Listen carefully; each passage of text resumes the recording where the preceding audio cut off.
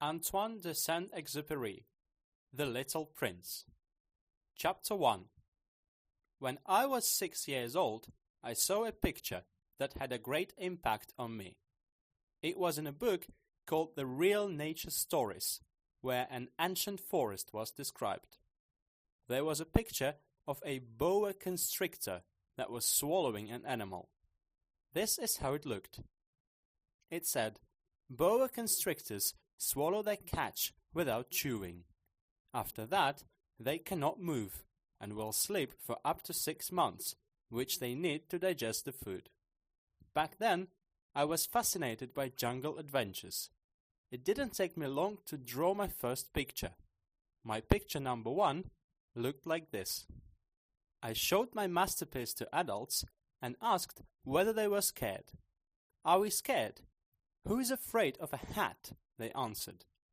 But I didn't draw the hat. It was the boa constrictor digesting an elephant. But because the adults couldn't understand this, I made another picture.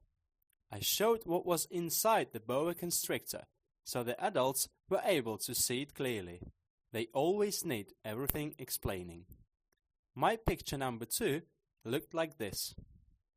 This time, the adults advised me to leave the pictures of the boa constrictor, inside or outside, and dedicate myself to geography, arithmetic, and grammar. So, at the age of 6, I gave up the thing that could bring me a successful career as an artist. I lost inspiration because of the failures with both my pictures. Adults will never get the point, and it's too tiring for children to explain everything to them. Later, I chose another occupation. I learned to fly a plane. I traveled to all parts of the world. Geography was really useful. I can tell the difference between China and Arizona at first sight. If you get lost at night, this knowledge is very valuable. During my life, I had to meet a lot of people who were busy with very important things. For a long time, I lived among adults. They were clearly visible, and I was able to watch them closely. But this didn't take my opinion about them better. When I met someone who seemed smart, I used to experiment. I showed my picture number 1 that I always carried with me. This way, I tried to find out whether a person could really understand everything correctly. But whether it was a man or a woman, everybody always said, "This is a hat." After such an answer, I never discussed boa constrictors, ancient life or stars with them. I came down to their level, and I talked to them about bridges, golf, politics and ties. And adults were very happy to meet such an intelligent person. Chapter 2. I was rather lonely. I had nobody to talk to honestly until I had an accident while flying my plane. It happened in the Sahara Desert. Something went wrong with the engine. As there were no passengers or a mechanic with me, I decided to fix it myself. It was a matter of life or death for me. I hardly had enough water to survive for a week. During the first night, I had to sleep on the sand thousands of miles from any civilization. I was more isolated than a sailor in a lifeboat after a shipwreck in the middle of the ocean. So you can imagine how amazed I was when a miraculous childish voice woke me up at dawn. "Could you draw me a lamp?" it spoke. "Excuse me? Draw me a lamp." I jumped up wide awake. I blinked repeatedly. I looked around carefully. I saw the most astonishing creature that was looking at me with imperturbable seriousness. Here you can see the best picture of him I managed to draw. Without a doubt, my picture lacks the charm that the original character possessed. However, this is not my fault. Because of the adults, I had lost my inspiration to become an artist when I was 6. I'd never tried to draw anything else except the boa constrictor, inside and outside. Now, when I was looking at this unexpected appearance, my eyes popped out of their head in amazement. May I remind you that I'd had an accident in the desert, thousands of miles from any settlement. And still, My little man wasn't wandering in sands exhausted from hunger, thirst, or fear. Nothing about him pointed out a child lost in the desert, thousands of miles from any civilization. "What are you doing here?" I said to him finally when I found my voice. "Could you draw me a lamp?" He answered very slowly, as if it was a matter of high importance. When everything is impossibly mysterious, we just can't resist. No matter how ridiculous it looked, thousands of miles from human civilization, I took a piece of paper and a pen out of my pocket. But then I remembered that my education was focused on geography, history, arithmetic and grammar, and I said to a little boy, though a bit sharply, that I couldn't draw. "It doesn't matter. Draw me a lamp," he replied. But I have never drawn lamps, so I drew him on a paper one of the two pictures that I used to demonstrate so often. The boa constrictor, inside. I was petrified when the little boy reacted with words. "No, no, no. I don't want an elephant inside a boa constrictor. Boa constrictors are very dangerous animals, and elephants are huge. Everything is very small where I live. I just need a lamp. Draw me the lamp." I drew another picture. "No, this lamp looks very weak. Draw another one," he looked carefully and said. I made another picture. My friend laughed gently. "You can see yourself," he said patiently. "This is not a lamp. This is a sheep. It has horns." Then I remade the picture again, but it was rejected like the previous ones. "This one is too old. I want the one that will live for a very long time." By this time, I'd had just about enough because I was in a hurry to sort out the engine, so I drew this picture. In addition, I explained, "This is only a box. The lamp you were asking for is inside." I was surprised when I spotted the enlightenment in the young judge's face. "This is exactly what I wanted. How much grass do you think this lamp will need?" "Why are you asking?" "Because everything is very small where I live." "I'm sure there will be enough grass for him," I said. "I drew you a very small lamp." He bent over the picture. "It's not so small. Look, it went to sleep." That's how I met the little prince. Chapter 3. I had to spend a long time to find out where he was from. It seemed that the little prince, who was asking me so many questions, didn't hear mine. Only due to some accidentally spilt phrases, little by little, I discovered the truth. For example, when he saw my plane, I won't draw the plane, it's too hard for me. "What kind of object is this?" he asked. "This is not an object. It can fly.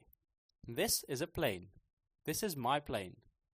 I was proud to tell him that I could fly a plane. "What? Did you fall from the sky?" he cried then. "I did," I replied quietly. "Oh, that's funny!" The little prince broke into gentle laughter. It made me furious because I prefer when my failures are treated seriously. "So you also came down from above? What planet are you from?" he added then. At that moment, I saw the light in the impenetrable darkness of his presence. "Are you from another planet?" I asked suddenly. He didn't answer. He slightly shook his head, leaving his eyes on the plane. "That's true. It wouldn't be possible to fly from far away in this." And he was lost in thought for a while. Then he took my lamp out of his pocket and carefully examined his treasure. You can imagine how intrigued I was by his confidence that other planets exist. So I tried really hard to find out as much as possible about this. "My little man, where are you from? Where is this 'where I live' you talk about? Where do you want to take your lamp?" "The advantage of the box you gave me is that at night he can use it as a house," he replied after a thoughtful silence. "That's right. If you behave, I will give you a rope so you could tie him during the day, and peg to the tie the rope too." The little prince seemed to be taken aback from this offer. To tie him up? What a weird idea! But if you don't tie him up, he will go somewhere and get lost, I said. My friend broke into impetuous laughter. Where do you think he will go? Anywhere, just over the hills and far away. Then the little prince said very seriously, It doesn't matter.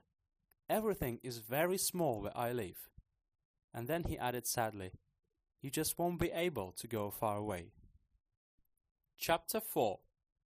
This way, I learned the second important fact, that the planet the little prince came from is a little bigger than a house. But I wasn't very surprised. I knew that apart from big planets such as Earth, Jupiter, Mars and Venus that we have named, there are hundreds of others. Some of them are so small they can hardly even be seen with a telescope. When an astronomer discovers one of them, he doesn't name it, but gives it a number. Let's say he could name it Asteroid 325. I have serious grounds to believe that the planet the little prince came from is known as Asteroid B612. It was seen by a telescope only once. A Turkish astronomer managed to do it in 1909. The astronomer presented his discovery at the International Astronomical Congress. But he was wearing a Turkish outfit, so nobody believed him. Adults are like this. However, fortunately for the reputation of Asteroid 612, the Turkish dictator passed a law dictating that citizens had to wear European outfits under penalty of death. As a result, the astronomer, dressed with exquisite style and elegance, held another demonstration in 1920. This time, everybody took his presentation seriously. I only described you details about the asteroid and its number with the adults in mind. When you tell them that you found a new friend, they never ask you important questions. How does his voice sound? What games does he love to play the most? Does he collect butterflies? Instead, they try to find out, how old is he? How many brothers does he have? How much does his father earn? On the basis of these numbers, they assume they know everything about him. If you tell adults that you saw a beautiful house made from pink brick with geraniums in the window and pigeons on the roof, they won't be able to imagine the house. They need to be told that you were in a house that cost $20,000. Then they will exclaim, "What a wonderful house!" With the same result, you can tell them, the evidence that the little prince existed is the fact that he was charming, he laughed and looked for a lamp. If someone needs a lamp, this means he exists. And what result do you expect? They will just shrug their shoulders and treat you as a child. But if you tell them that the planet he came from is called Asteroid 612, then you will convince them and they won't ask you a lot of questions. They are like this. You shouldn't take their behavior personally. Children always need to be patient with adults. However, he who understands life don't care about the numbers. I would like to begin this story as a fairy tale. I would say with pleasure, once upon a time there was a little prince who lived on a planet that was hardly bigger than him, and he needed a lamp. For those who understand life, my story would seem more honest. You know, I don't want anyone to read my story frivolously. I suffered too much to recollect and put everything down. It's been 6 years since my friend left me together with his lamp. When I try to describe him, here it's only in order to make sure I will remember him. It is sad to forget a friend. Not everyone has a friend. If I forget him, I will be like adults who are only interested in numbers. Once again, I bought colors and pencils, for this reason in particular. It's difficult to draw a picture again at my age if I haven't drawn anything, except boa constrictors inside and boa constrictors outside, from when I was 6. I will try my best to make my portraits as close to reality as possible, but I am not sure I will be successful. One picture turns out to be good, and another one is far from realistic. I can also be mistaken how tall the little prince is. He is too tall in one picture and too short in another one. I have also some doubts about the color of his outfit. I tried my best, but it can be good here and bad there. However, I hope the final result is good. I can make mistakes in some details that are more important, but it's not my fault.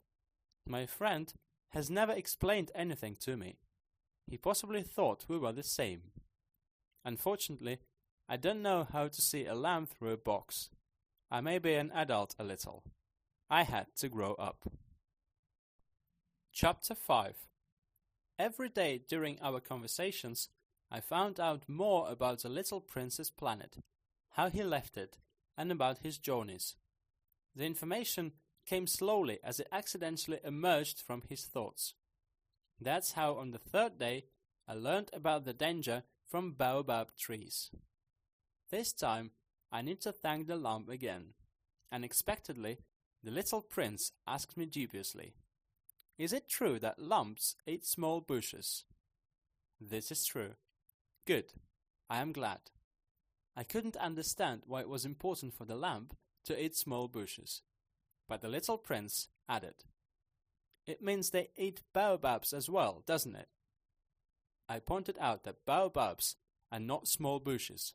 They are trees as big as a castle, and even if he takes a herd of elephants, they won't eat a single baobab tree. My idea about the herd of elephants made the little prince laugh. "We will have to put them on top of one another," he said. But he also commented wisely, "Before becoming so big, baobabs were small." "That's absolutely true," I said. "But why do you need lambs to eat small baobabs?" He replied immediately, "What do you mean, why?"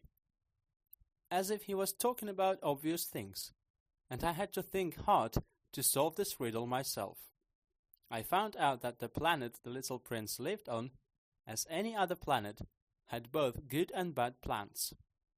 As a result, there were good seeds from good plants and bad seeds from bad plants. But the seeds are invisible. They sleep deep below the ground until one of them decides to wake up. Then this little seed, shyly at first, but later more confidently, begins to push its small sprout up towards the sun. If it's a radish or rose, it's allowed to grow as it wishes. But if it turns out to be a bad plant, it should be destroyed the moment you identify it. There were awful seeds of baobab trees on the planet that was the little prince's home. The ground of this planet was contaminated with them. You will never get rid of baobabs unless you catch them in time. It covers the whole planet. It penetrates the ground with its roots. And if a planet is too small, and the number of baobabs is large, they can break it into pieces. It's all about discipline, the little prince told me later. After making yourself tidy in the morning, it's time to clean your planet very carefully. You need to make sure that baobabs are extracted in time and on a regular basis, just at the moment when you can distinguish them from the roses that they are so similar to in the early stages. It's very painstaking work, the little prince added, but it is very easy. Once he said to me, "You should draw a beautiful picture so children where you live can recognize what my planet really looks like. It would be useful for them if they decide to go on a journey." He added, "Sometimes there is nothing wrong in putting off some of the work for the next day, but when it comes to baobabs, it always leads to a catastrophe. I used to know a planet where a lazy man lived. He neglected 3 small bushes. I did a painting of the planet according to the description of the little prince. I don't want to lecture, but the danger from baobabs is not fully realized, and it can be very harmful to someone who gets lost on the asteroid, so I have to explain properly. Children, be aware of baobabs. My friends like me have been avoiding this problem for a long time without realizing it. So for their sake, I tried hard while drawing this picture. The lesson I learned was worth the effort. You may ask me, Why are there no other such beautiful pictures as of baobabs in this book? The answer is easy. I tried. But I wasn't so lucky with others. When I was drawing baobabs, I excelled myself due to inspiration and realization of its importance. Chapter 6. Oh, little prince, step by step I begin to understand the secrets of your sad little life. For a long time you have only entertained yourself by watching the sunset. I learned this detail on the morning of the 4th day. You told me, "I love sunsets a lot. Let's go and watch the sunset now." "But we have to wait," I said. "Wait for what?" "For the sunset. We need to wait for the right time." At first you seemed to be surprised. Then you started laughing at yourself. You said to me, "I keep thinking I am at home." That's right. Everyone knows when it's midday in the United States of America, it's time for the sunset in France. If you could reach France in a minute, you would catch the sunset right from the midday. Unfortunately, France is too far. My little prince, all you need to do on your tiny planet is to move a chair further. You can see the end of the day and the twilight whenever you wish. Once I watched the sunset 44 times, you said to me. And then you added, "You know, people like sunsets when they are sad." Were you very sad when you watched the sunset 44 times? But the little prince did not reply. Chapter 7. On the 5th day, again thanks to the lamp, I discovered a secret from the little prince's life. Unexpectedly, without any introduction, and as if the question appeared as a result of a long and silent meditation, he asked, "If a lamp eats small bushes, he eats flowers as well, doesn't he?" "Lamps eat everything they can reach," I replied. "Even flowers with thorns?" "Yes, even flowers with thorns." "What's the point of thorns then?"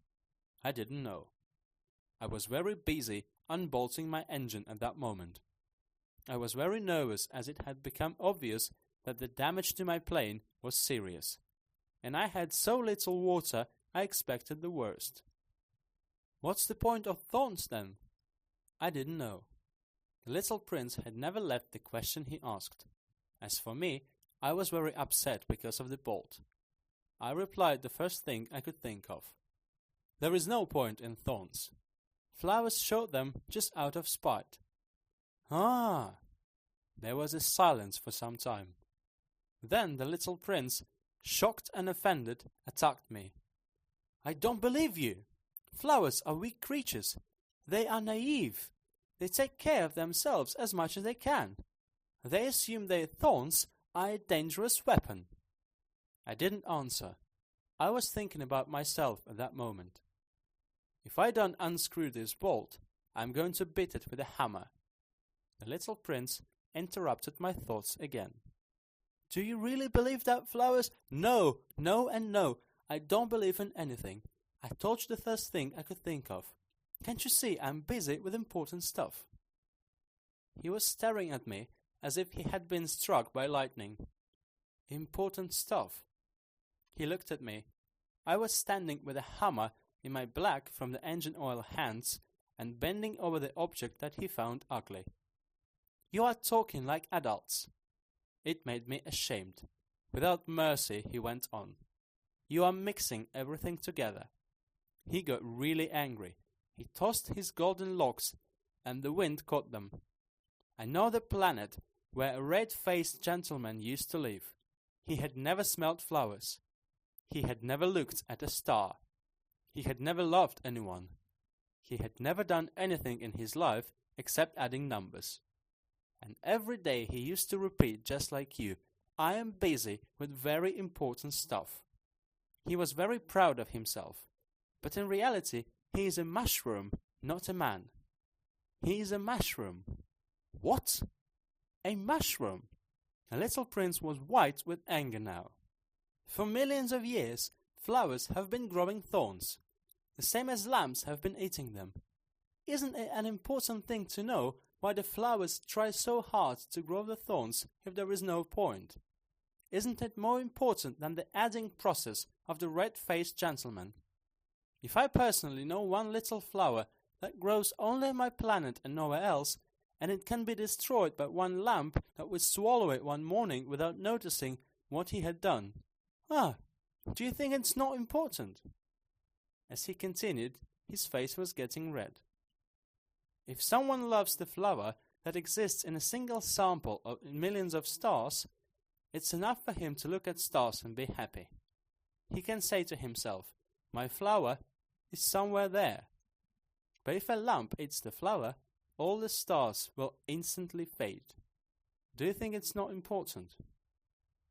He wasn't able to say anything more. His words were interrupted by sobbing. The night fell. Tools dropped out of my hands. What's the point now in my bolt, my hammer, thirst or death? On one planet, my planet Earth, there was the little prince who needed to be calmed down. I hugged him, and then I told him, there is no danger to the flower you love so much. I will draw a lead for your lamp and a fence that you can put around the flower. I didn't know what to say. I felt awkward and guilty. I had no idea how to reach him, catch up with what I missed, and walk further together. What an unreachable place is this land of tears. Chapter 8. Soon I found out more about this flower. Flowers on the planet of the little prince were always very plain. They had one layer of petals. They didn't occupy territories or hurt anyone. They broke out in the grass in the morning and faded peacefully in the evening. Once a new flower grew up from an unknown seed, and the little prince watched very carefully a new sprout that was so unlike any other on the planet. You know, it could be a new sort of baobab trees. Soon the bush stopped growing and prepared for a flower to appear. The little prince, who was present during the first breaking open of a huge bud, knew immediately it would be something marvelous. But the flower didn't want to stop beautifying itself in the shadows of the grass. The beauty was choosing colors very carefully. It was improving its petals one by one. It didn't want to arrive ragged as filled poppies.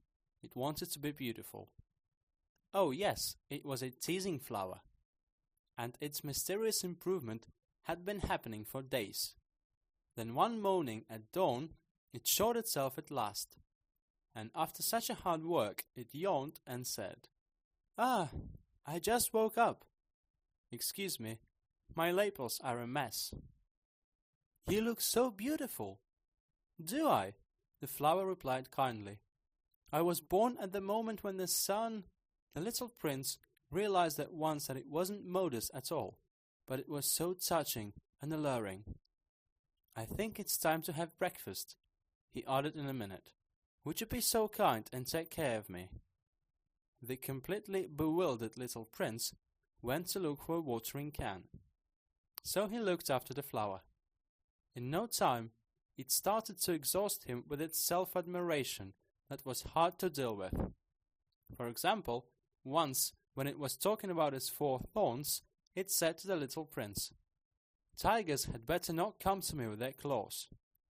There are no tigers on my planet, the little prince objected. Anyway, tigers don't eat weeds. I am not a weed, the flower replied softly. Please excuse me. I am not afraid of tigers at all, it continued, but I am horrified by draughts. I hope you will cover me with a screen. Fear of draughts is a very bad quality for a flower, the little prince pointed out. He added to himself, this flower is a very complicated creature. I want you to cover me with a glass shade at night. It's very cold here. The place I went from... But it interrupted itself. It arrived here as a seed. It couldn't know anything about other worlds. The flower was confused to be caught while nearly lying, so it coughed 2 or 3 times in order to distract the little prince. Screen? I was just going to look for it when you started talking to me. Then it coughed louder on purpose so he would feel guilty. The little prince started to doubt the beauty in spite of his love for the flower. He took the words seriously that were not important, and because of this, he felt unhappy. "I shouldn't have listened to her," he confessed once. "Flowers shouldn't be listened to. They should be looked at and smelled. The smell of my beauty could be felt all over the planet, but I didn't know how to enjoy its gracefulness."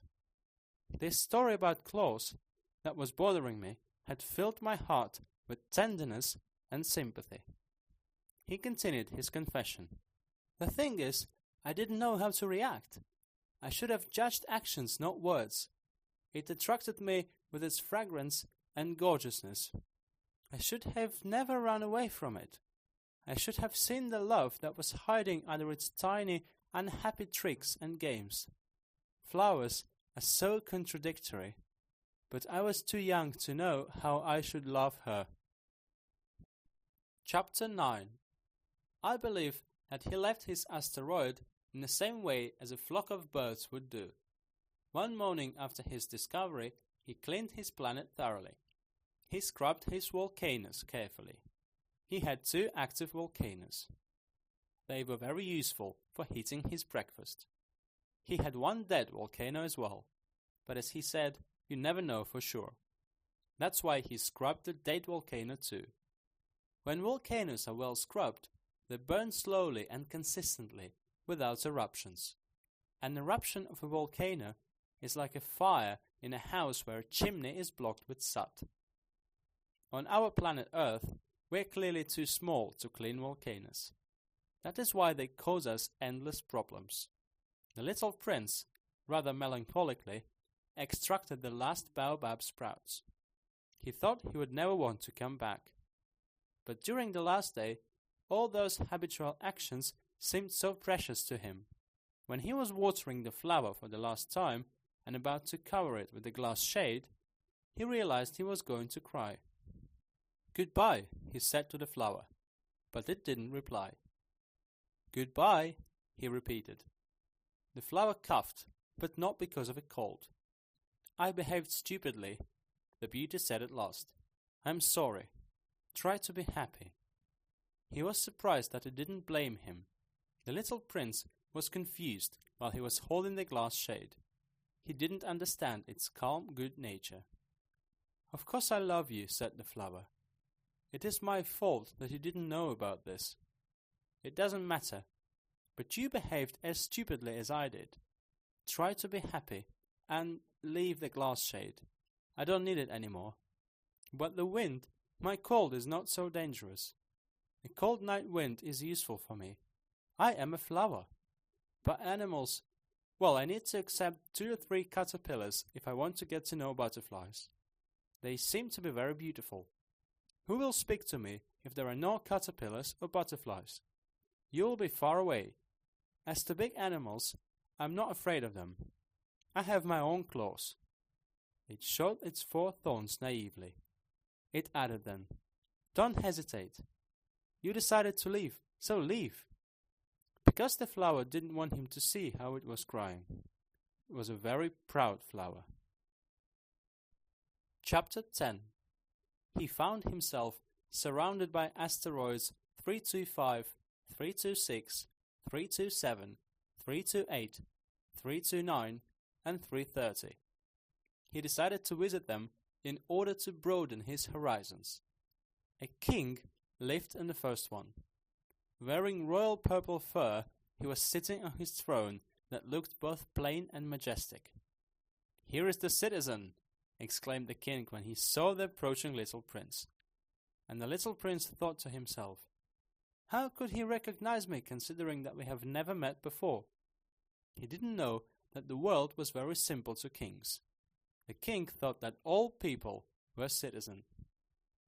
"Come closer so I can see you better," he said, proud to be finally someone's king. The little prince looked around searching for a place to sit, but the whole planet was covered with a king's majestic fur gown. He kept standing, but as he felt tired, he yawned. According to the etiquette, "It's not allowed to yawn in front of the king," spoke the monarch. "I forbid you to yawn." "But I can't stop it," the surprised little prince replied. "I have come from far away. I haven't slept at all." "In that case," the king said, "I order you to yawn. I haven't seen anyone yawning for many years. Yawning is a very interesting subject for me. Yawn one more time. That's an order." "It scares me. I can't yawn any more," mumbled the little prince, who was completely confused. The king replied. "Then I order you to yawn from time to time." He mumbled something unclear and seemed to be annoyed with himself. The most important thing for the king was to be respected as an authority. He couldn't bear disobedience. He was an absolute monarch. But because he was a good man, his orders were fair. He explained as an example.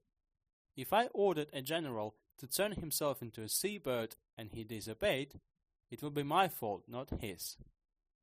"May I sit down?" A request from the little prince sounded modest. "I order you to sit down," the king replied and rolled his fur gown grandly. The little prince couldn't figure out. The planet was tiny. Who was reigned by the king? "Your Majesty," he said, "may I ask you a question?" "I order you to ask me a question," the king hurried to assure the little prince. "Your Majesty, who do you reign?" "Everyone and everything," the king answered very simply. The king gestured around his planet, other planets, and all the stars. "All of this?" the little prince asked. "All of this," confirmed the king.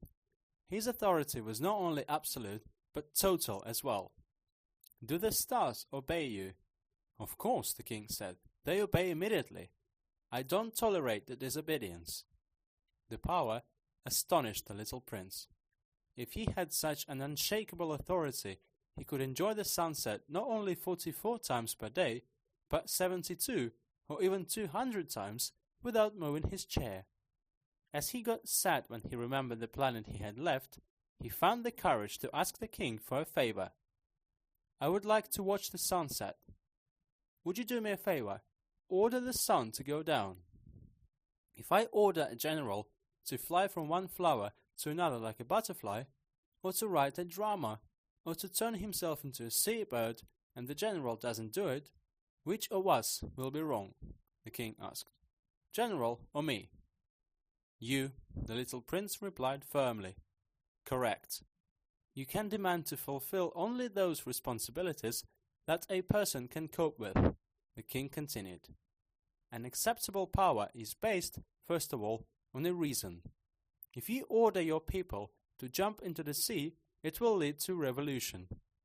I have the right to demand obedience because my orders are reasonable. What about my sunset? The little prince reminded him, because he had never left a question he asked. You will have the sunset, I will give an order. But taking into account my ability to govern wisely, I can assure that you will need to wait for more favorable conditions. When will it happen? The little prince asked. The king answered. And before saying anything else, he looked into a thick almanac. It will happen approximately, it will happen tonight, approximately at 20 minutes past 7. And you will see that my orders are executed in full obedience. The little prince yawned. He was upset that he couldn't watch the sunset. He was getting bored as well. I don't have anything else to do here, he said to the king. I will continue my journey. Don't go. I will appoint you to the position of a minister. A minister of what? The justice minister. But there is nobody to judge. We don't know that, the king replied. I haven't examined my whole kingdom yet. I am too old. There is no place for a carriage. I get tired of walking. I have already examined, the little prince said, and turned in such a way so he could look at the other side of the planet. There was nobody at the other side, as well as here. Then you should judge yourself, the king told. It's the most difficult thing. It is much harder to judge yourself than to judge others. If you manage to give a fair trial to yourself, you are indeed a very wise person. Yes, the little prince said, but I can judge myself anywhere. I don't need to live on your planet for this purpose. Said the king. I have good grounds to hypothesize that there is an old rat somewhere on my planet. I can hear it at night. You can judge this old rat. From time to time, you will sentence it to death penalty. In this case, its life will depend on your judgment. But you will grant it a pardon every time. You need to treat it carefully, because this rat is the only one we have got. I don't want to sentence anyone to death, the little prince replied.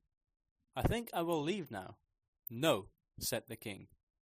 But the little prince, who was ready to leave, didn't want to upset the old monarch. If your majesty wishes for me to obey immediately, you will need to give me a fair order. For example, you can order me to disappear in a minute. I think the conditions are favorable, he said. The king didn't answer, so the little prince hesitated for a while.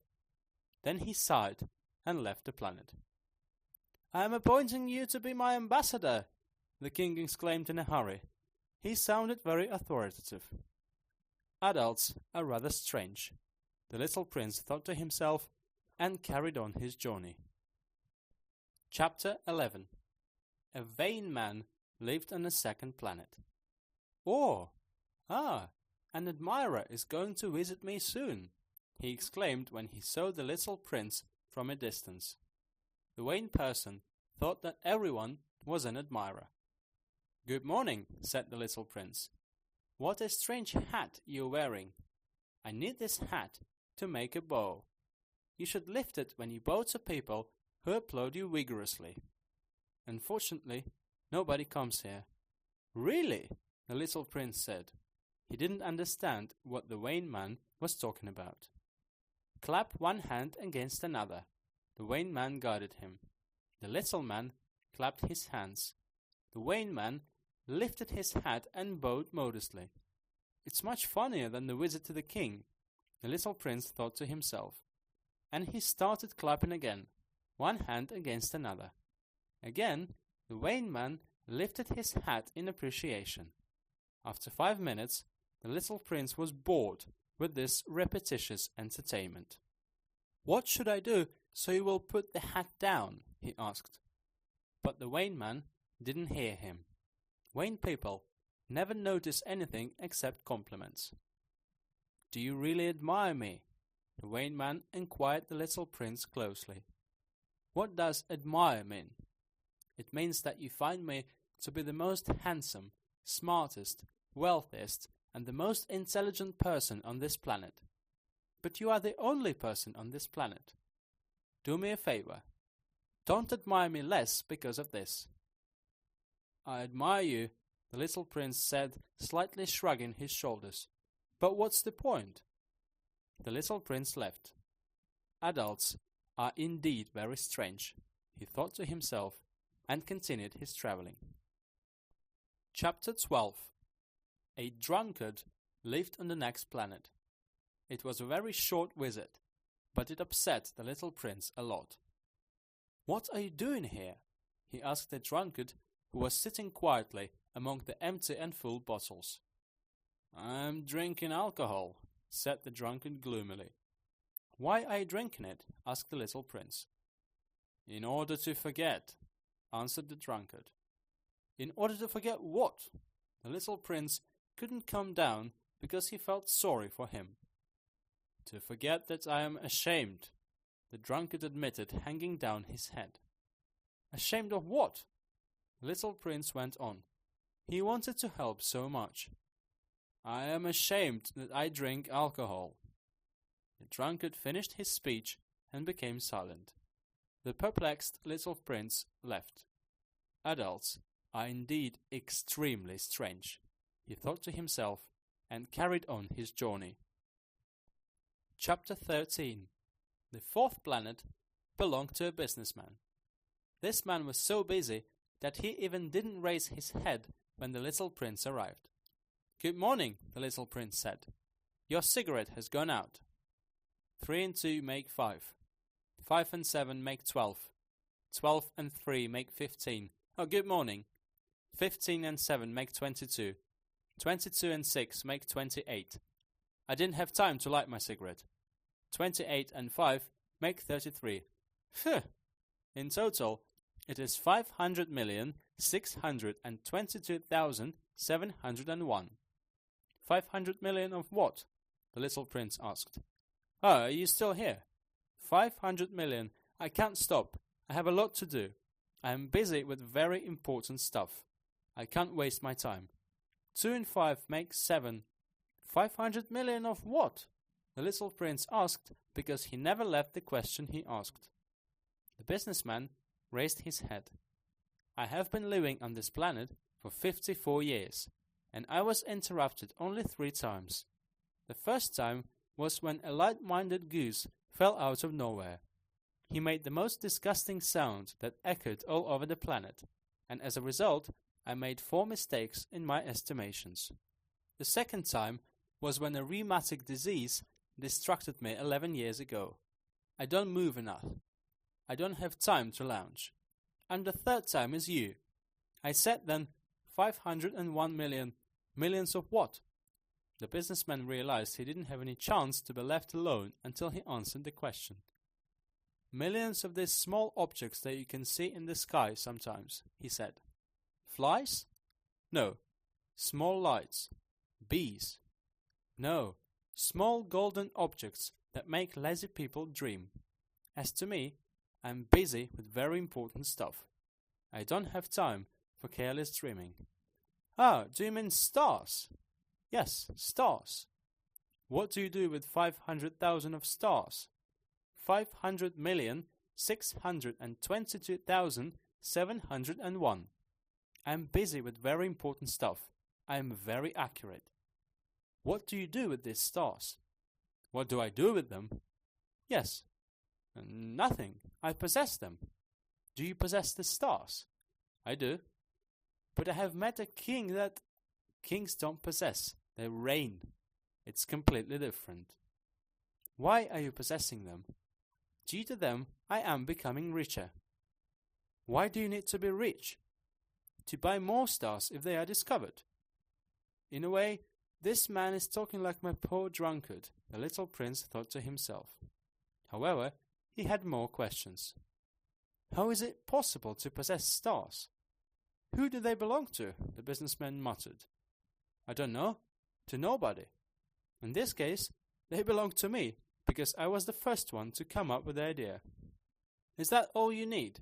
Certainly. When you find a diamond that does not belong to anybody, it is yours.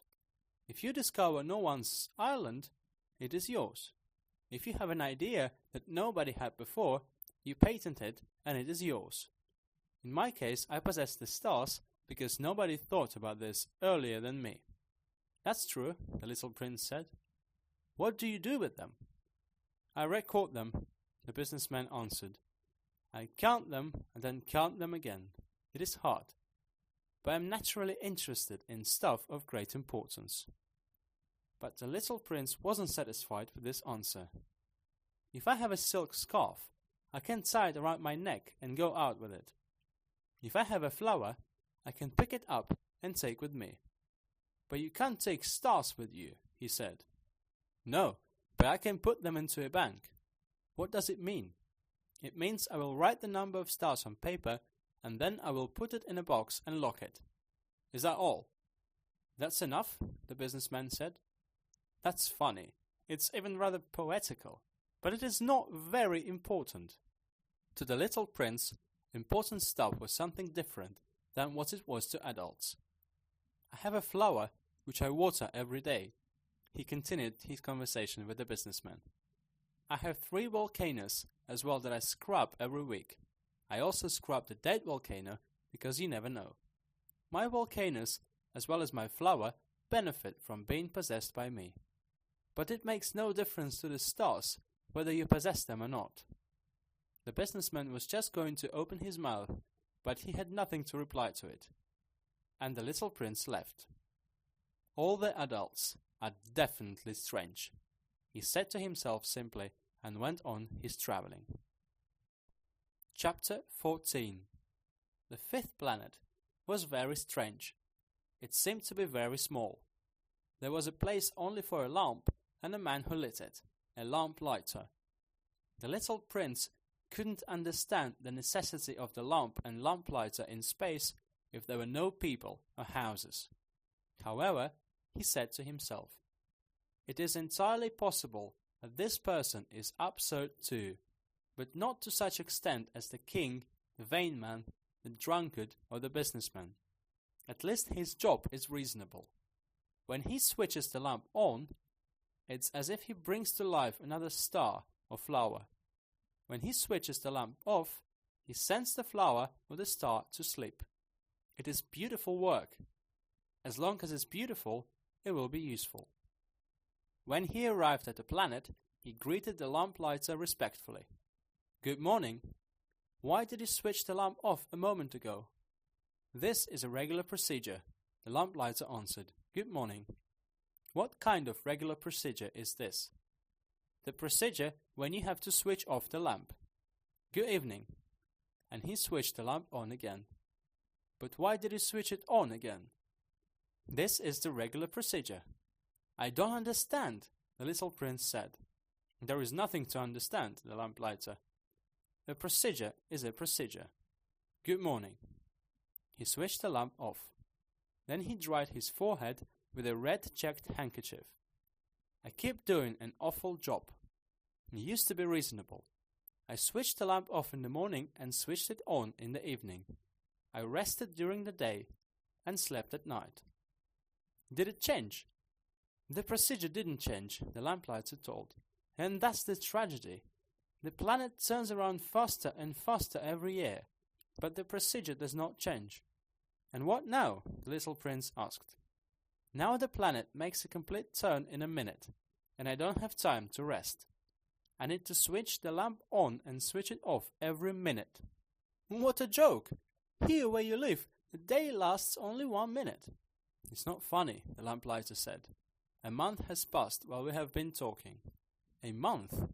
"Yes, a month. 30 minutes. 30 days. Good evening." And he switched the lamp on again. Whilst the little prince was watching him, he felt sympathy for the lamplighter who performed his duties so scrupulously. He remembered the sunsets he used to watch only by moving his chair, so he decided to help his friend. "You know, I can tell you how you can rest whenever you wish," he said. "I want to rest all the time," the lamplighter said. "A person can be responsible and lazy at the same time." The little prince explained. "Your planet is so small that you can make 3 steps and walk around it.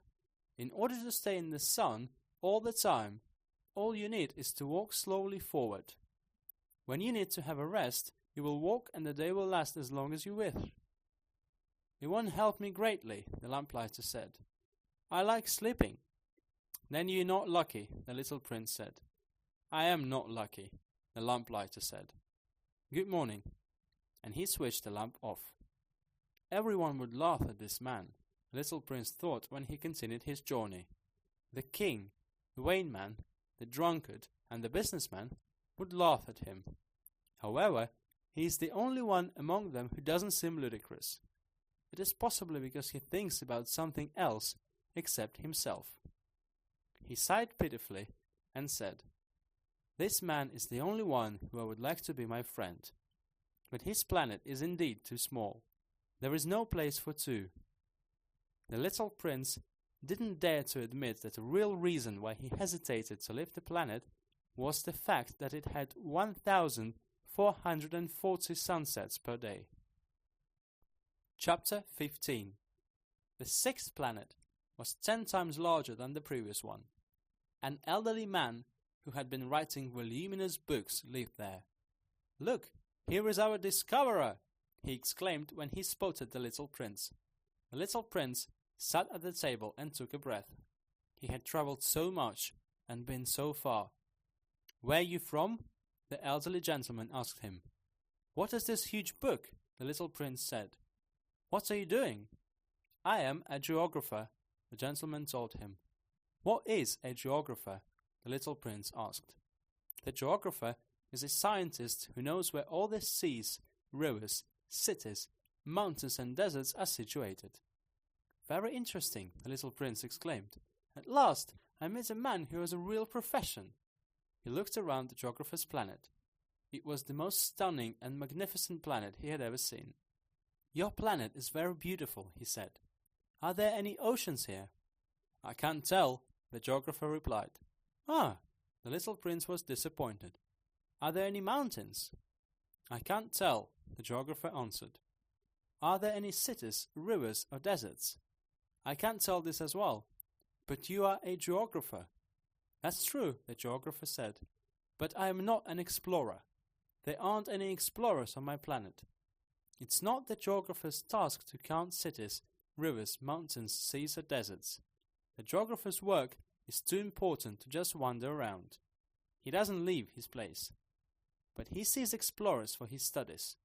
He asks questions and writes down everything they tell him about their traveling. If the geographer is interested in someone's story, he wants to receive a reference about this person. Why? If an explorer lied, it could be very bad for the geographer's books. The same would happen if the explorer had too much alcohol. Why? Everything is divided in two for drunken people. In that case, a geographer will mark 2 mountains where there is only one. "I know someone who would be a poor explorer," the little prince said. "You may be right. If a letter of recommendation for the explorer is positive, the inquiries about his discovery will be made.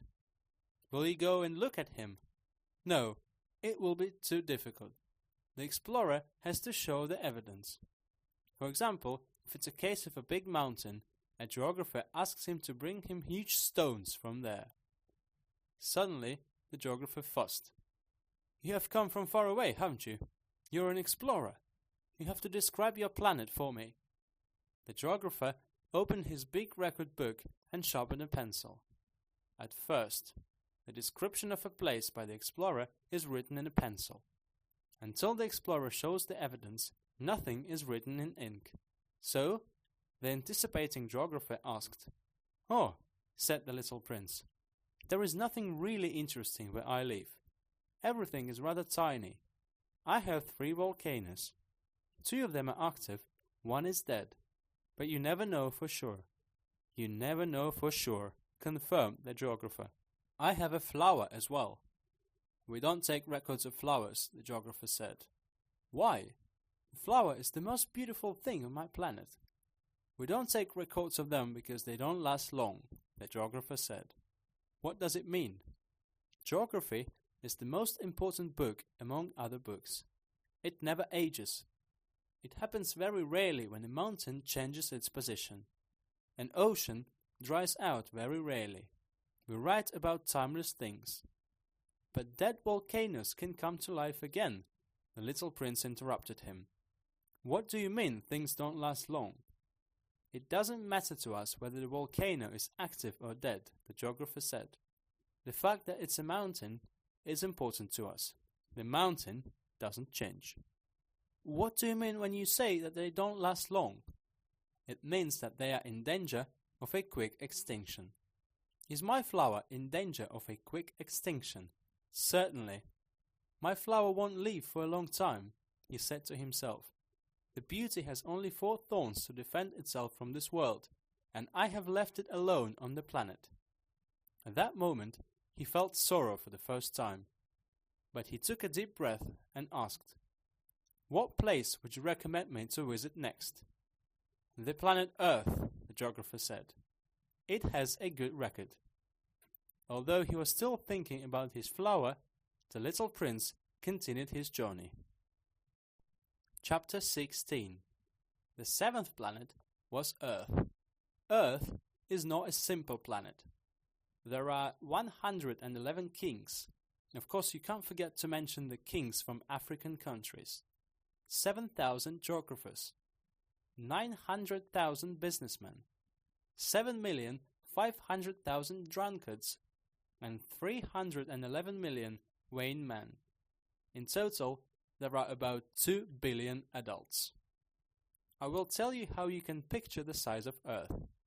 Before electricity was discovered, a whole army of 462,511 lamplighters had been needed on 6 continents. If you could look at it closer, it would be the most amazing scene. The army of lamplighters' actions would be led as a ballet performance in an opera house. First would be the lamplighters from New Zealand and Australia. After switching the lamps on, they would go to bed. Then the lamplighters from China and Siberia would join the performance with their moves.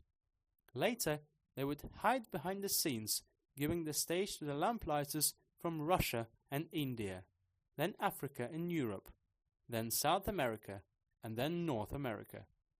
They would never make any mistakes in the order of their entrances. It would be charming.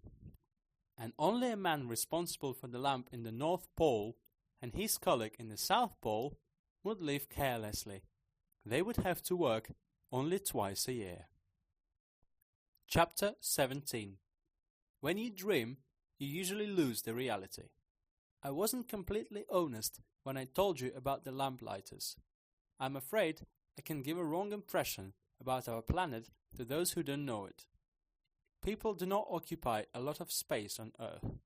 If the 2 billion people inhabiting our planet are put close to each other, like it happens at social meetings, they will easily fit in a territory of 20 miles lengthwise and 20 miles widthwise.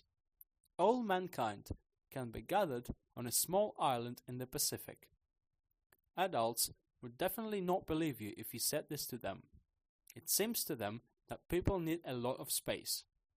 They think of themselves as much as baobab trees do. Advise them to count themselves. They love numbers, they will like it. But don't waste your time doing this unnecessary job yourself. There is no point. I know, believe me. When the little prince found himself on the planet Earth, he was surprised that he couldn't see anybody. He was worried he had arrived at the wrong planet. Unexpectedly, something golden slipped along the sand and coiled into the shape of a moon. "Good evening," the little prince spoke politely. "Good evening," said the snake. "What is the name of the planet I have arrived on?" the little prince asked. "Earth, Africa," the snake replied. "Ah, there are no people on Earth, aren't they?" "This is a desert. There are no people in a desert. Earth is huge," the snake said. The little prince sat down on a rock and raised his eyes to the sky. "This is interesting," he said. "The stars glow in the sky so everyone can find his star. Look at my planet. It's straight above us, but it's so far." "It is beautiful," said the snake. "What brought you here?" "I fell out with the flower," the little prince said. "Ah," the snake said, and they were both silent. "Where are the people?" The little prince decided to reopen the conversation. "It's so lonely in a desert." "It's very lonely among people as well," the snake told. The little prince scrutinized the snake for some time. "You are a cute animal," he said at last. "You're not thicker than a finger." "But I am more powerful than a finger of a king," the snake said. The little prince laughed. "You're not very powerful. You don't even have legs. You won't be able to travel." "I can transport you further than any ship will do," the snake said. It wound itself twice round the little prince's ankle like a golden bracelet. "Anyone I touch goes back to the place where he came from." The snake talked again. "But you are innocent and honest, and you have come from a star." The little prince did not reply. "I feel sorry for you. You're so unprotected on this hard, granitic planet Earth," the snake said. "One day, I will be able to help you if you anxiously miss your planet. I can—" "Oh, I perfectly understand you," the little prince said. "But why are you constantly speaking in riddles?" "I solve them all," said the snake, and they both went silent. Chapter 18. The little prince had crossed the desert and seen only one flower. It was a rather unattractive flower with 3 petals. "Good morning," said the little prince. "Good morning," answered the flower. "Are there any people?" the little prince inquired politely. The flower saw a passing caravan once. People, the flower echoed. I think there are only 6 or 7 of them. I saw them several years ago. You never know where to look for them. The wind blows them away. They don't have roots, so their life is very difficult. Goodbye, the little prince said. Goodbye, said the flower. Chapter 19. After that, the little prince climbed the highest mountain. The only mountains he had ever seen were his 3 volcanoes, which could hardly reach his knees. He used a dead volcano as a stool. I should be able to see a whole planet with all the people on it from such a high mountain, the little prince thought to himself. He couldn't see anything except the spiny mountain tops. Good morning, he said politely. Good morning, good morning, good morning, it echoed. Who are you? Asked the little prince. Who are you? Who are you? Who are you? It replied. Be my friends. I'm very lonely, he said. I'm very lonely. I'm very lonely. I'm very lonely, repeated the echo. What a strange planet, the little prince thought. It's dry, spiny, severe and distracting. People don't have an imagination. They repeat everything you say to them. I had a beautiful flower on my planet. It always started a conversation first. Chapter 20. After long wanderings in sands, mountains and snow, the little prince came to a road, and all roads lead to people's houses. Good morning, he said in front of a garden filled with full-blown flowers. Good morning, said the roses. The little prince checked them carefully. They all looked like his flower. What are you? He asked stunned. We are roses, replied the roses. He became sad. His beauty told him it was the only one of its kind in a whole universe. There were 5,000 identical roses in this garden. My flower would be very upset if it saw this garden, he thought to himself. It would cough awfully and pretend it was dying to avoid being laughed at. I would pretend to bring it to life, because if it didn't do it, the beauty would really die in order to humiliate me. He continued to share his thoughts. I thought I was rich because I had the most unique flower in the whole world, but all I had was a simple rose.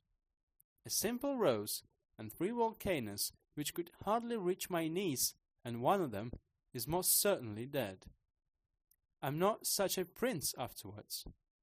He threw himself down on the grass and started crying.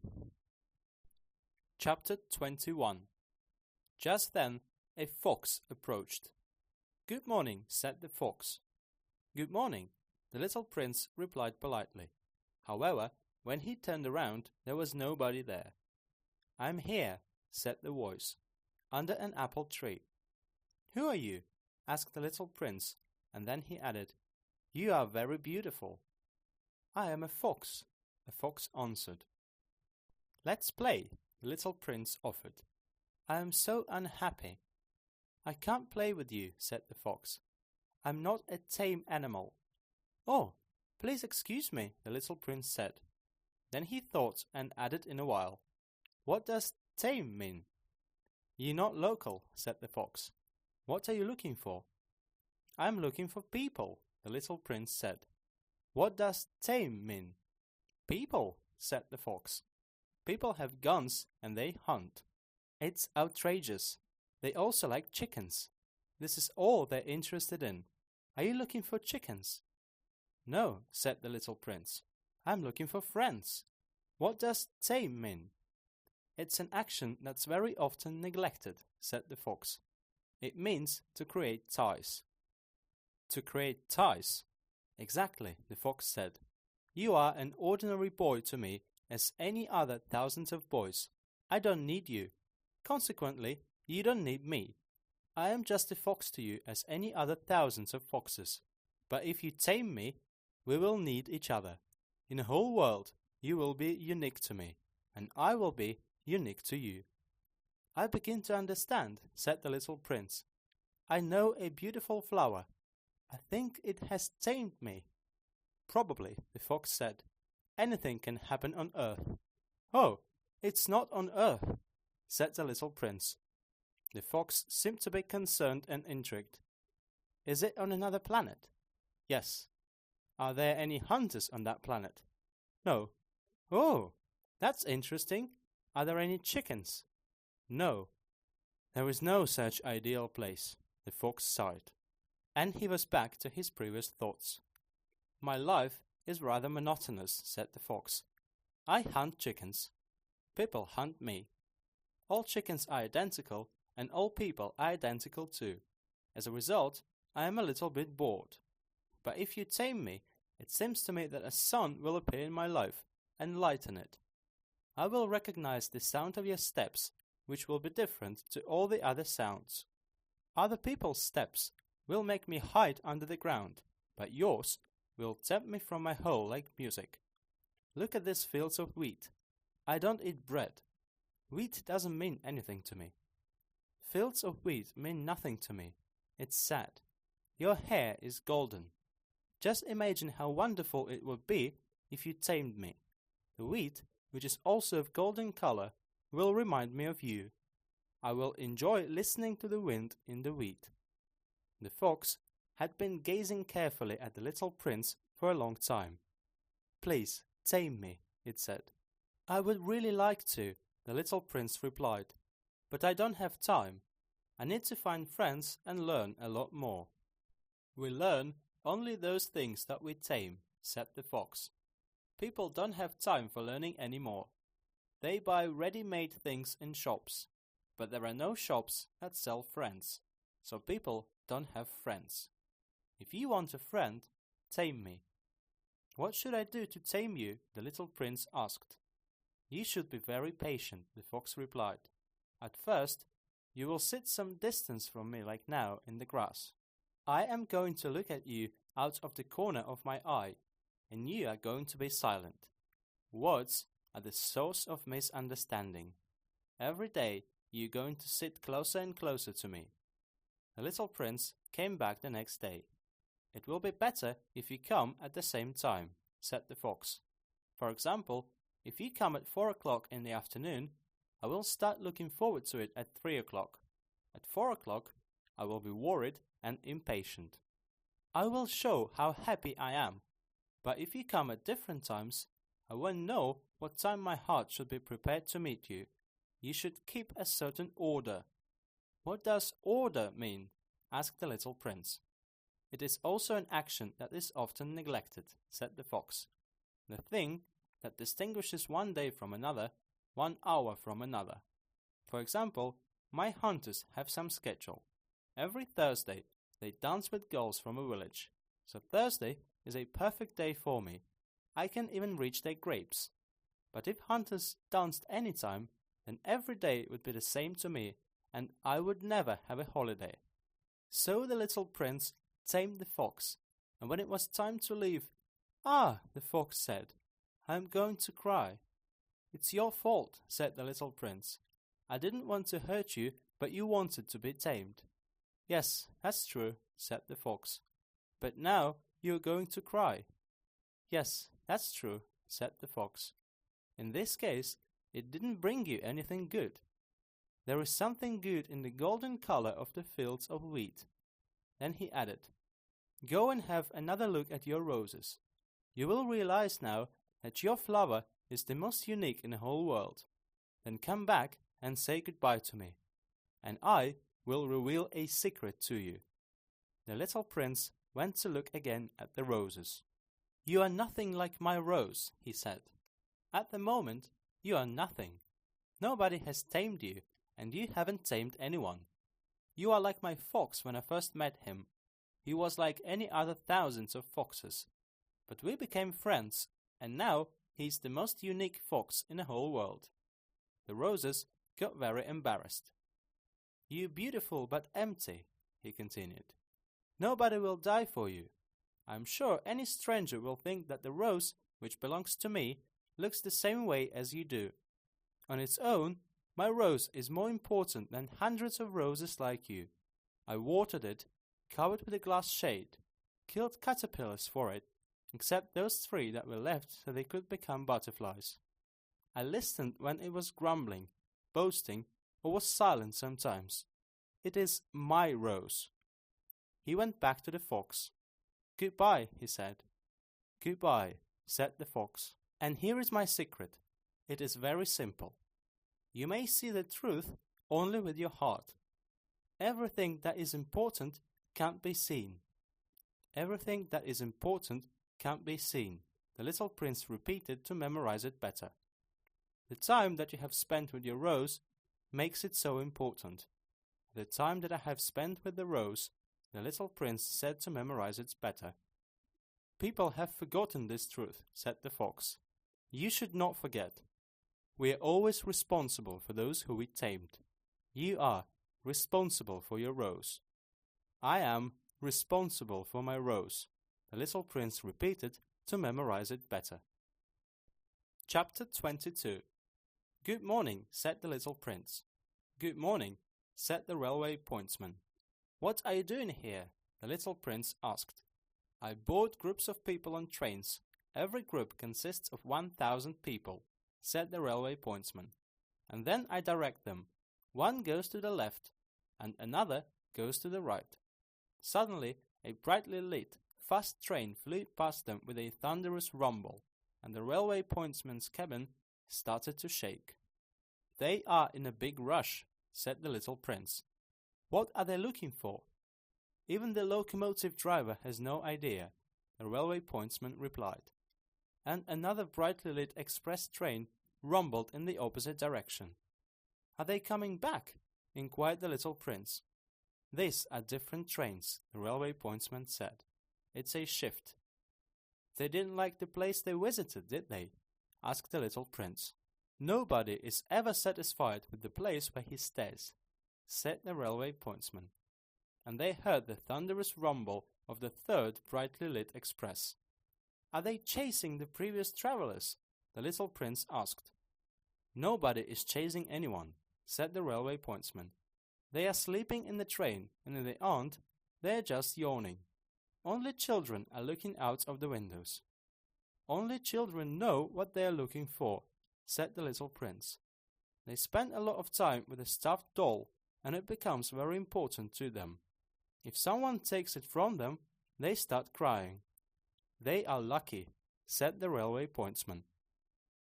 Chapter 23. Good morning, said the little prince. Good morning, said the merchant. This merchant was selling pills for the thirst. You needed only to swallow one pill, and you wouldn't feel thirsty for a whole week. Why are you selling them? Asked the little prince. Because they save me an incredible lot of time, the merchant said.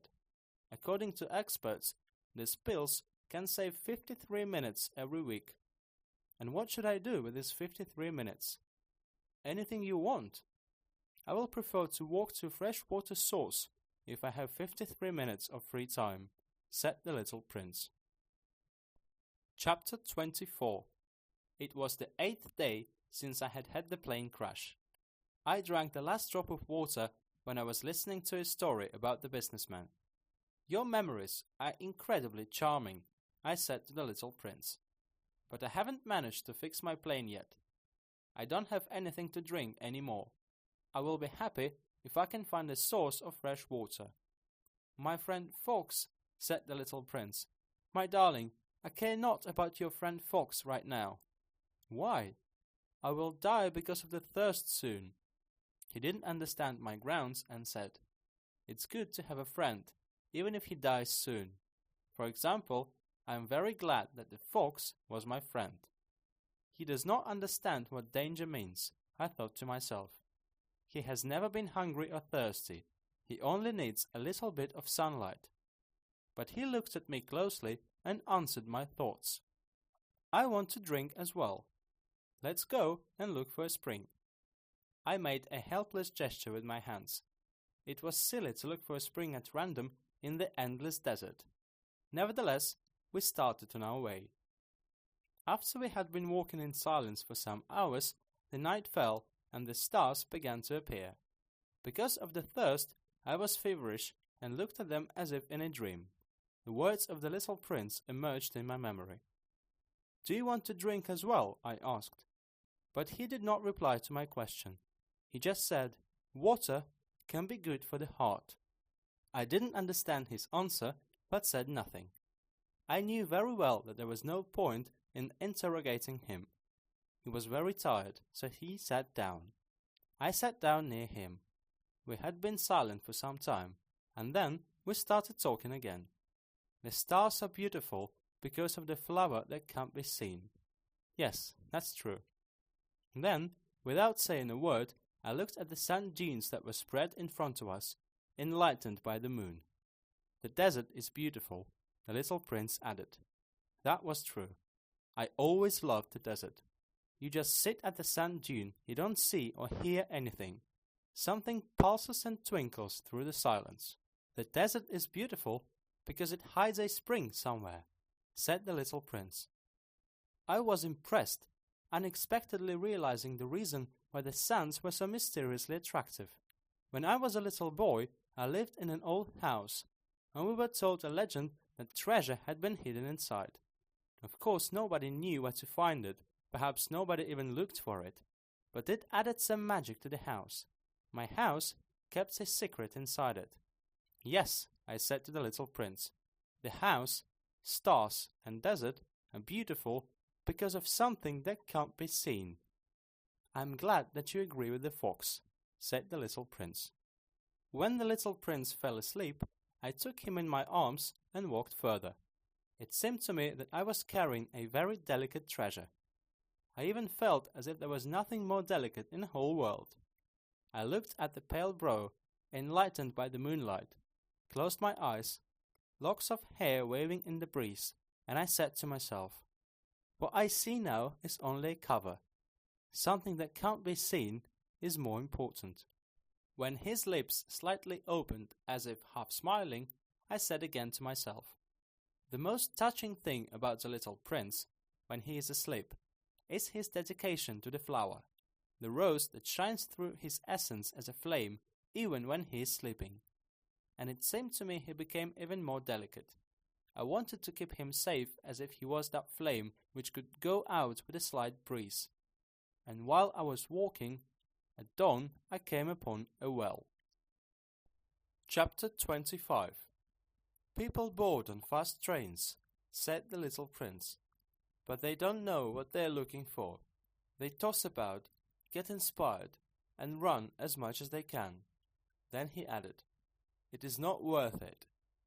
The well that we approached didn't look like any other well in the Sahara Desert. Usually, wells in this desert were holes dug in the sand. This one looked like a village well, but there wasn't a village anywhere near us. I thought I was dreaming. "That is strange," I said to the little prince. "Everything is ready to be used, a pulley, a bucket, and a rope." He laughed, and then he touched the rope and twisted the pulley's handle that started to groan like the old weathercock, forgotten by the wind a long time ago. "Have you heard?" said the little prince. "We woke up the well, and it is singing." I didn't want him to take the trouble of pulling the rope. "Leave it. I will pull the bucket out," I said. "It is too heavy for you." I slowly pulled the bucket out and put it on the edge of the well. I was tired, but happy with my achievements. The well's song was still ringing in my ears, and I watched sunbeams glancing in the wobbling water. "I really want to drink this water," said the little prince. "Let me drink it." I understood what he wanted. I put the bucket to his lips. He started drinking, and his eyes closed. It was so sweet, like a delicacy. This water, in truth, was different. The walk under the stars, Polly's song, and pains in my arms made it so sweet. It was priceless, like a gift. When I was little, the presents that I received were inimitable due to the atmosphere they were given in. The Christmas tree decorated with lights, the music that lasted the whole night, loving and smiling faces. "The people where you live," said the little prince, grow 5,000 roses in one garden, but they can't find what they're looking for. They can't, I replied. Yet they can find whatever they look for in one rose or a drop of water. Yes, that's true, I said. And the little prince added, Eyes are blind. One should look with his heart. I drank some water. It was easy to breathe. The sand was the color of honey under the rising sun, and it made me happy. Why did I feel a bitter taste then? You should keep your promise, the little prince said softly, and he sat by my side again. What promise? You know, the rope for the lamp. I am responsible for this flower. I took my shabby pictures out of my pocket. The little prince looked at them and started laughing. Your baobabs look a little bit like a cabbage. Oh, I was so proud of my baobabs. And your fox's ears look like horns. They are too long. And he laughed again. It's not fair, little prince, I said. I can't draw anything except the boa constrictors inside and outside. Everything will be okay, he said. Children will understand. And using a pencil, I drew a rope. My heart was breaking at the moment when I gave him the picture. You have plans that I don't know anything about, I said. But he didn't answer. Instead, he said, You know tomorrow will be an anniversary of my arriving on Earth. He was silent for a little, and then he continued, I landed not far from here, and he blushed. Again, without any reason, I felt a bitter taste. However, I had a question. So I didn't meet you by accident that morning, a week ago, when you were walking thousands of miles from any civilization. Were you coming back to the place where you had landed? The little prince reddened again, and he added a bit doubtfully, It is possibly connected with the anniversary. The little prince blushed again.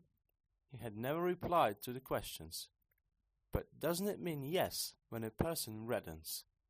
Ah, I told him, I am worried a little. But he interrupted me. Now you need to work. Fix your engine. I am going to wait for you here. Come tomorrow in the evening. But it didn't convince me. I remembered the fox. We risk crying when we allow ourselves to be tamed. Chapter 26. There was an old ruined wall near the well. Next evening, when I was coming back from work, from a distance, I saw the little prince who was sitting on the top of the wall, swinging his legs. I heard that he said, Then you don't remember? It is not the same place.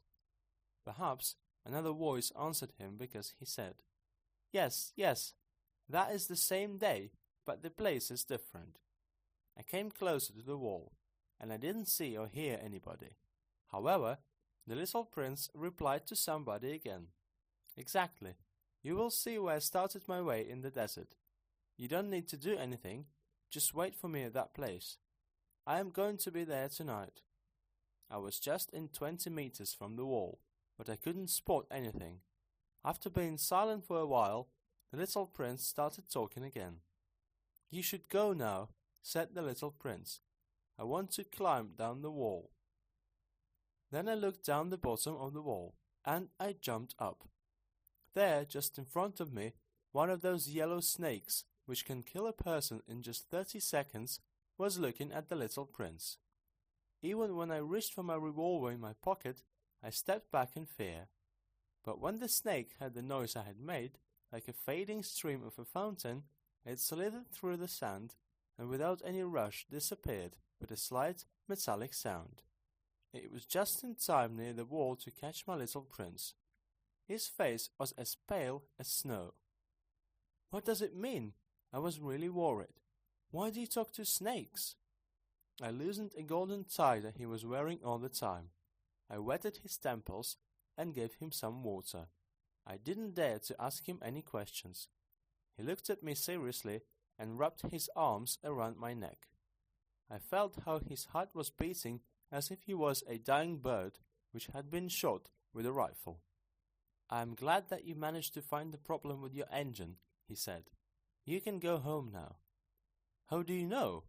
I was just going to tell him that the repair had been successful, even better than I had expected.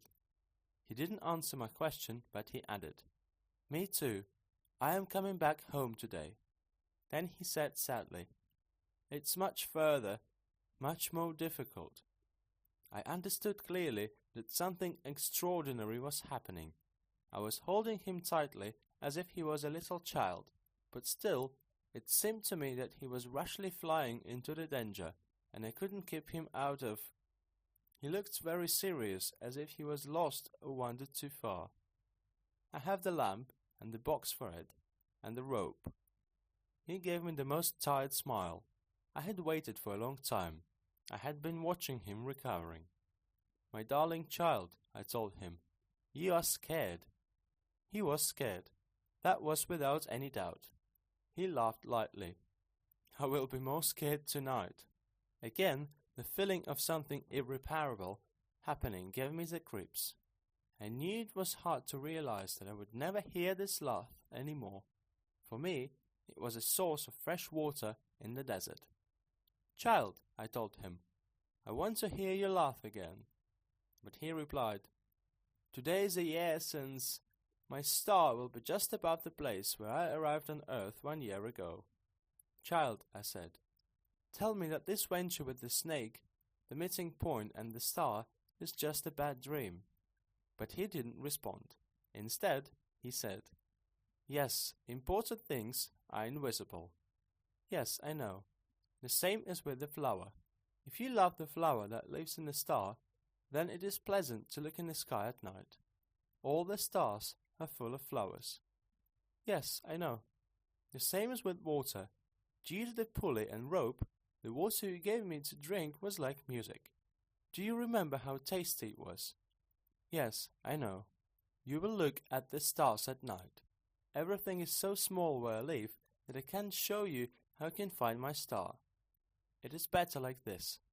My star will be just one of many stars for you, and you will enjoy looking at all the stars in the sky. They will be all your friends. Besides, I want to give you a present. He laughed again. Oh, little prince, dear little prince, I enjoy listening to this laugh. This is my present. Only this one. It will be the same as when we were drinking water. What do you want to say? All people have stars, he replied, but they mean different things to everyone. For travelers, the stars are guides. For everybody else, they are not anything more than small lights in the sky. For the scientists, they are problems. For my businessman, they were the source of his wealth. But all those stars were silent. Only you will have stars not like all the others. What do you want to say? I will live on one of those stars, and will laugh on one of them. And when you look up in the sky, it will seem to you that all the stars are laughing. Only you will have the stars that can laugh. And he laughed again. When you stop moaning, time cures all the troubles, you will be happy that you knew me. You will always be my friend. You will want to laugh with me. Sometimes you will open windows to enjoy the laugh, and your friends will be at a loss when they see that you laugh while looking at the stars.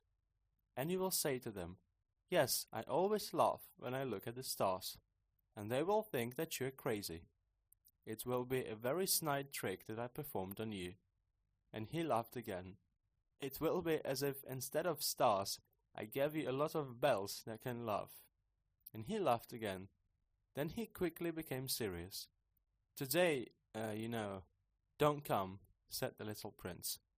I won't leave you, I said. It will look as if I am suffering, as if I am just about to die. Something like this. Don't come to watch this. There is no need. I won't leave you. But he was worried. I am asking you this because of the snake. It shouldn't bite you. Snakes are evil creatures. It can bite you just for fun. I won't leave you. But I had the idea that could persuade him.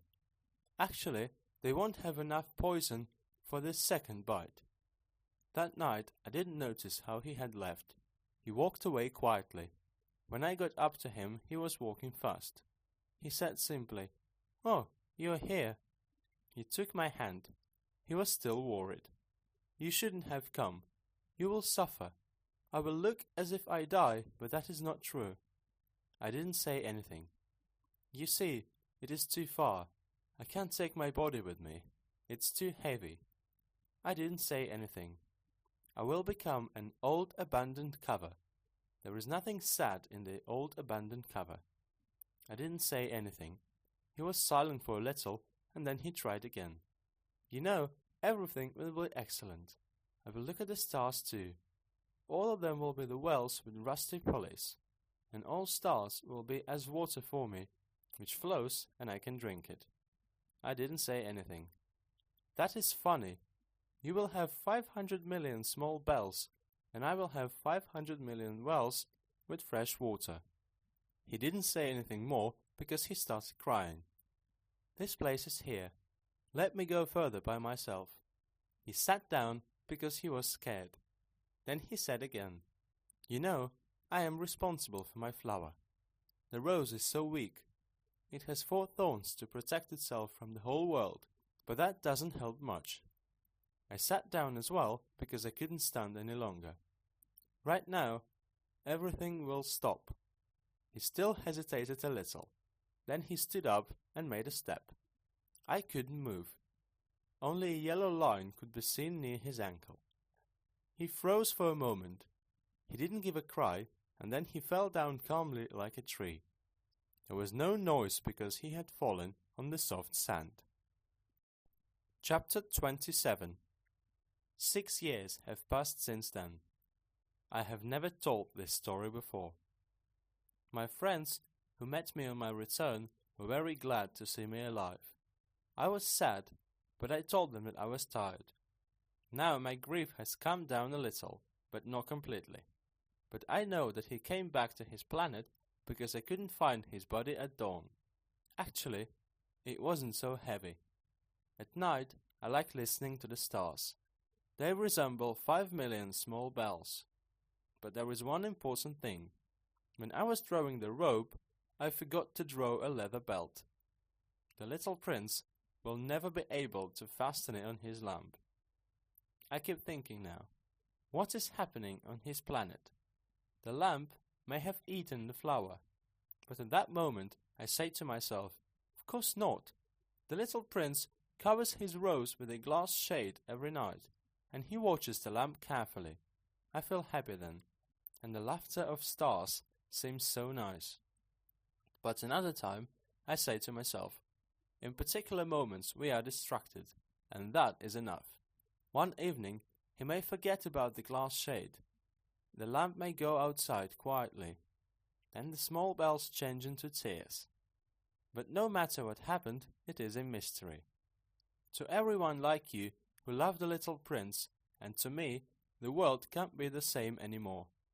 If somewhere, nobody knows where, there is a lamp which we have never seen, who has eaten a rose, look into the sky and ask yourself, is it true? Has the lamp eaten the flower? And you will see how everything has changed. And not a single adult will understand that it is a very important matter. For me, it is the nicest and saddest scenery in the whole world.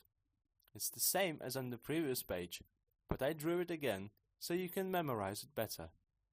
The little prince arrived on Earth at this exact place, and he disappeared here too. Look at it carefully so you can recognize it promptly if you happen to travel across the African desert. If you are at the exact same place, I will ask you not to be in a hurry. Wait for some time under the star. And if a little laughing man with golden hair who refuses to answer your questions appears, you will figure out who he is. If this happens, please set my mind at rest. Let me know that he came back. Subscribe to the channel and give a thumbs up.